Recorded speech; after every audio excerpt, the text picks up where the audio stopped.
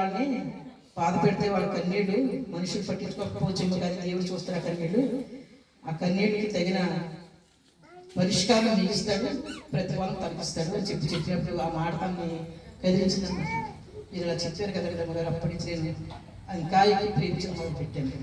దేవునికి ఇచ్చిన దూతలు అంటే ఇస్తే చాలా జాగ్రత్తగా చూడాలి, జాగ్రత్తగా పెంచాలి, చాలా ప్రేమగా చూస్తానమాట. తనకు కూతురు కొడుకు ఉన్నారు.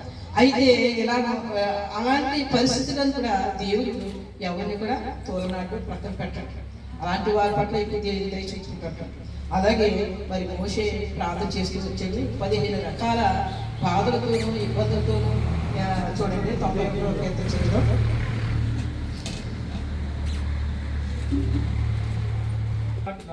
నివసించువాడే సర్వశక్తి విశ్రమించువాడు.